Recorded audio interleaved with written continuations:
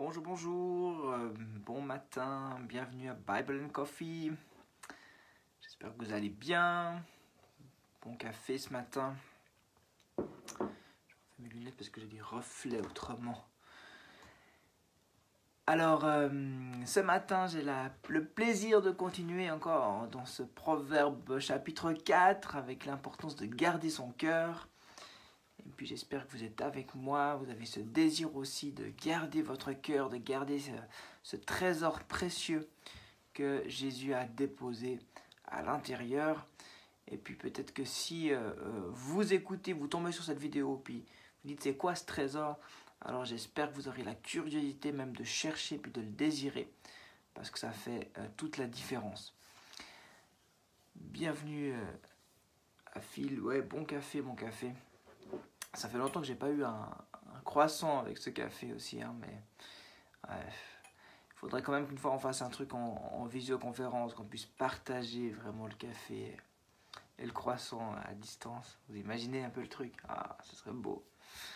Aïe aïe aïe, bon, on n'y est pas encore, on s'encourage, hein, on tient bon. L'été sera vite là, les amis. Non, je vous embête. On va espérer quelques changements avant, ok? Bon, allez, proverbe 4. Donc, c'est la fin du chapitre 4 que je voulais lire avec vous depuis... je vais relire depuis le 23 jusqu'au 27. Donc, garde ton cœur plus que toute autre chose, car de lui jaillissent les sources de la vie. Écarte de ta bouche la fausseté, éloigne de tes lèvres les détours. J'ai de la couleur, voilà.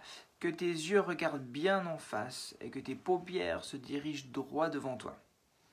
Fais une route droite pour tes pieds et que toutes tes voies soient bien sûres.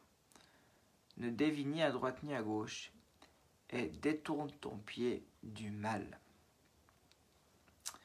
Voilà un peu le menu du jour. On pourrait dire un peu ces versets, c'est finalement comment garder son cœur, hein, comment garder son cœur plus que toute autre chose, comment le faire. Pratiquement, ces versets y répondent en commençant par la bouche. Donc la bouche, je l'avais déjà un petit peu évoqué, mais c'est sûr que on peut parler des mensonges. Peut-être c'est un truc vieux, tellement vieux, hein, voilà, les petits mensonges, c'est les enfants qui mentent, c'est plus les adultes. Hein, mais en fait, c'est pas vrai.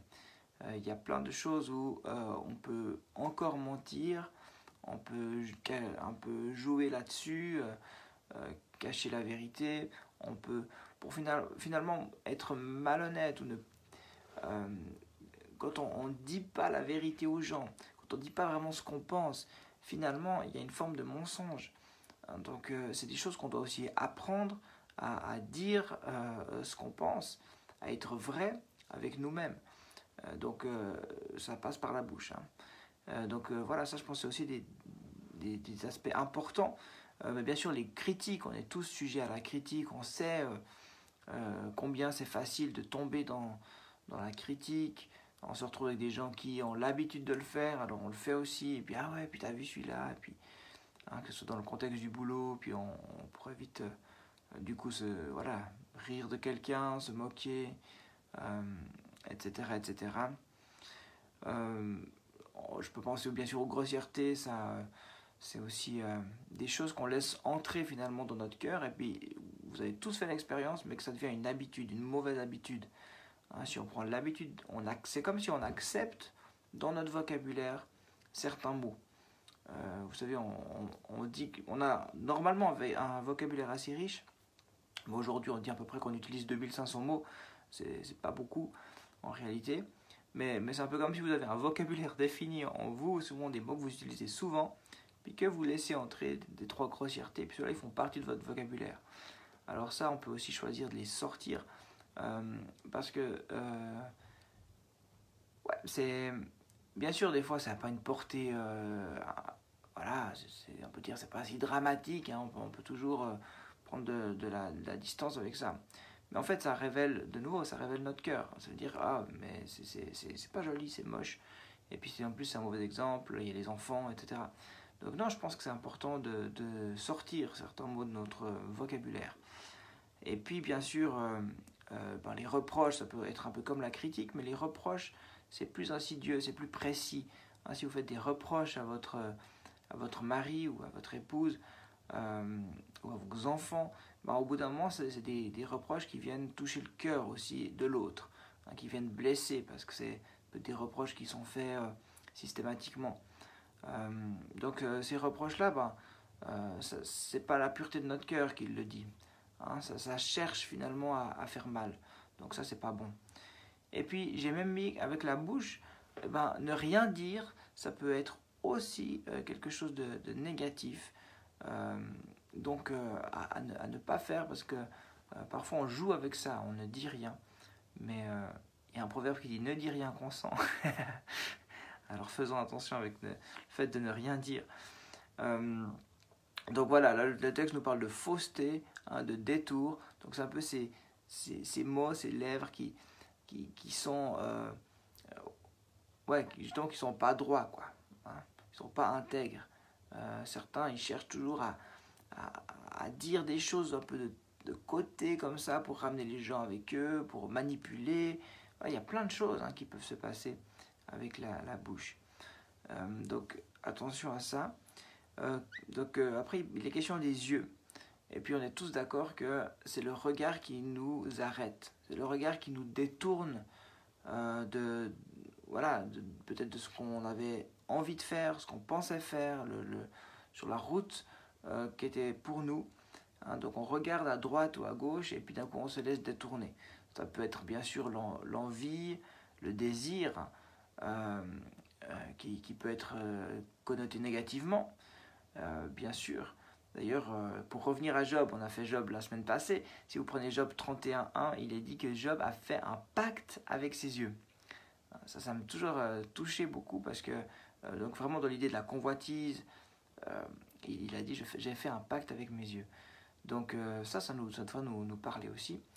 Et puis, mais bien sûr, il y a aussi des choses, entre guillemets, la curiosité. Hein, on peut être curieux, on est très ouvert, et puis il y a des choses qui nous... Voilà, on est curieux, puis c'est pas négatif en soi. Mais ça peut nous détourner, on va dire, du bon chemin, si je peux parler ainsi. D'accord ? Et puis ensuite, il est question justement du chemin. Donc, et puis là, j'ai trouvé intéressant, c'est soit un impératif au verset 26, il est dit « Fais une route droite pour tes pieds, et que toutes tes voies soient bien sûres. » Fais une route droite. Alors moi, je me suis dit, ça veut dire que c'est la question du choix du chemin. C'est nous qui choisissons notre chemin. Et je ne sais pas comment vous choisissez votre chemin, si vous devez aller d'un point A à un point B. Ça, c'est assez intéressant parce que des fois, c'est un petit peu révélateur du caractère aussi. Alors, moi, j'aime bien choisir le plus direct. Et puis, je pense que j'ai assez cette faculté-là. Je me repère très bien. Et j'arrive à me dire, ok, ce chemin-là, il est plus rapide, il est plus direct. Donc, c'est celui-là que je vais prendre. Enfin, plus rapide, c'est pas toujours vrai. Hein, d'ailleurs, si vous faites sur votre GPS, des fois, le plus rapide, il fait plus de kilomètres. Mais c'est une autoroute, alors ça va plus vite. Alors moi, j'aime bien le plus direct, qui va droit au but, qui va plus rapidement vers l'objectif. Alors, je ne sais pas vous, quel est pour vous le meilleur chemin, mais je me dis qu'avec ce qui est du chemin avec Dieu, avec le projet que Dieu a pour nous, le but que Dieu a pour nous, c'est le meilleur chemin, c'est celui qui est direct. C'est celui qui va le plus directement possible là où Dieu veut nous amener. Et du coup, effectivement, on doit choisir ce chemin-là, et ce chemin qui est bien sûr, qui est sécuritaire. Mais sécuritaire pourquoi ? Qui est sûr pour qui ? Qui est sûr pour notre cœur. Donc peut-être qu'on pourrait mettre plus de temps, mais ce qui compte, c'est que tu choisisses un chemin que tu vas pouvoir emprunter vraiment. Un chemin qui est sécuritaire pour ton cœur et qui t'amène à l'objectif. Et parfois on se permet, on dit ah ouais je vais passer là et tout, mais en fait on sait que c'est dangereux. On sait que ça pourrait nous détourner du but. Alors c'est important, le choix du chemin est important. Et puis on peut imaginer, donc ne dévie ni à droite ni à gauche, nous dit le dernier verset, et détourne ton pied du mal. Donc vraiment en restant sur ce chemin, en ne déviant pas, alors on évite les pièges de l'ennemi. Jésus est lui-même ce chemin qui nous est proposé.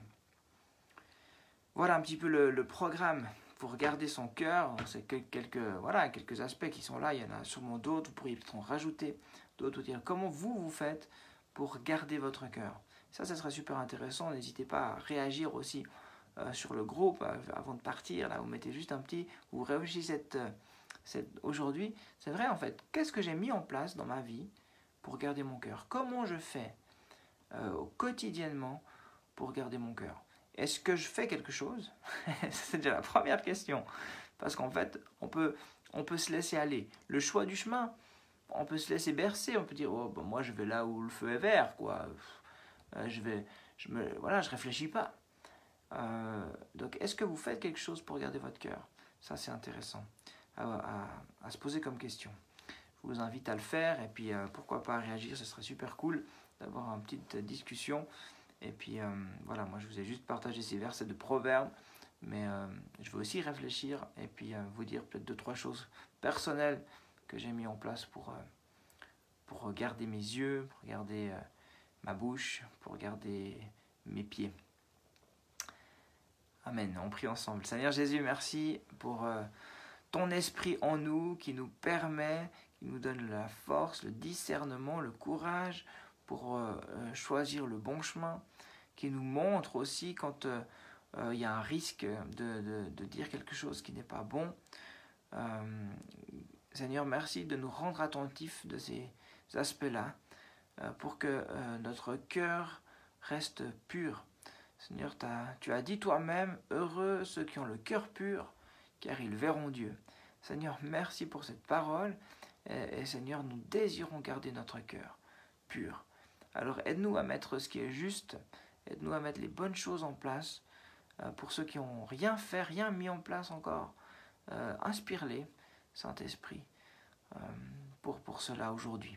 Je te demande de bénir notre journée, on veut t'accueillir dans cette journée, on veut te dire vraiment tu es le bienvenu et on a tant besoin de toi, mais on se réjouit de vivre cette journée avec toi et pour toi. Tu mets vraiment ta joie dans le cœur de chacun ce matin, tu les reboostes pour cette journée en ton nom précieux. Amen. Amen. Cool les amis, ça m'a fait plaisir d'être avec vous, j'ai vu encore un tas de gens qui sont arrivés, les Sourico, Rachel. Alors bonne journée à vous et puis à vendredi pour le Bible and Coffee. Ciao.